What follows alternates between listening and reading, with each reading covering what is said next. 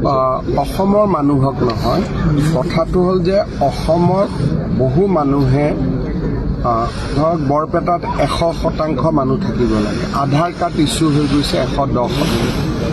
গতিকে অতিৰিক্ত 10%টো সেই বিষয়বিলাক লৈ প্ৰশ্নৰ উত্থাপন হৈছে।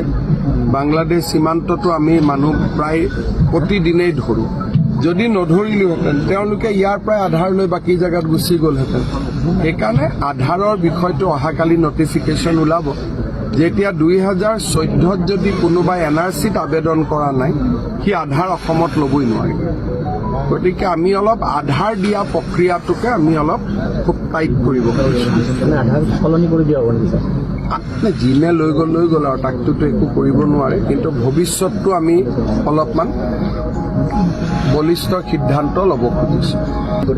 অসমৰ মানুহক নহয়, কথাটো হ'ল যে অসমৰ বহু মানুহে ধৰক বৰপেটাত 100% মানুহ থাকিব লাগে। আধাৰ কাৰ্ড ইছ্যু হৈ গৈছে 110%।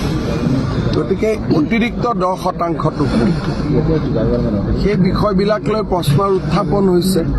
বাংলাদেশ সীমান্ততো আমি মানুহ প্ৰায় প্ৰতিদিনেই ধৰোঁ। যদি নধৰিলোহেঁতেন তেওঁলোকে ইয়াৰ পৰাই আধাৰ লৈ বাকী জেগাত গুচি গ'লহেঁতেন। সেইকাৰণে আধাৰৰ বিষয়টো অহাকালি নটিফিকেশ্যন ওলাব।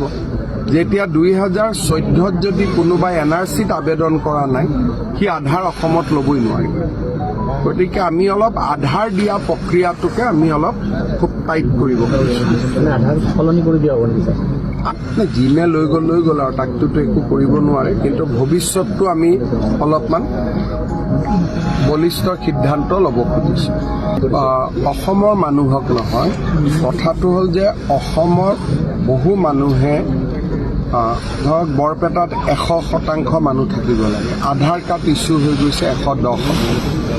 গতিকে অতিৰিক্ত 10%টো সেই বিষয়বিলাক লৈ প্ৰশ্নৰ উত্থাপন হৈছে। বাংলাদেশ সীমান্ততো আমি মানুহ প্ৰায় প্ৰতিদিনেই ধৰোঁ। যদি নধৰিলোহেঁতেন তেওঁলোকে ইয়াৰ পৰাই আধাৰ লৈ বাকী জেগাত গুচি গ'লহেঁতেন। সেইকাৰণে আধাৰৰ বিষয়টো অহাকালি নটিফিকেশ্যন ওলাব। যেতিয়া 2014ত যদি কোনোবাই NRCত আবেদন কৰা নাই, সি আধাৰ অসমত ল'বই নোৱাৰিব। গতিকে আমি অলপ আধাৰ দিয়া প্ৰক্ৰিয়াটোকে আমি অলপ খুব টাইট কৰিব পাৰিছোঁ।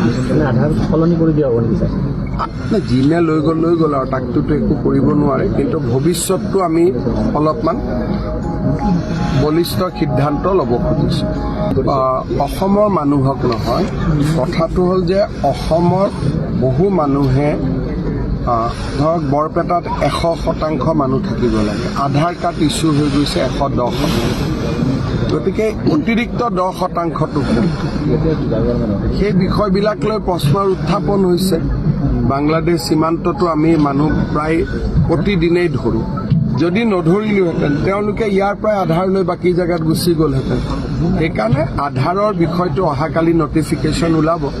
যেতিয়া 2014ত যদি কোনোবাই NRCত আবেদন কৰা নাই, সি আধাৰ অসমত ল'বই নোৱাৰিব।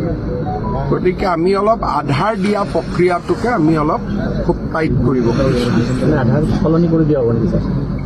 যিনে লৈ গ'ল আৰু তাকটোতো একো কৰিব নোৱাৰে।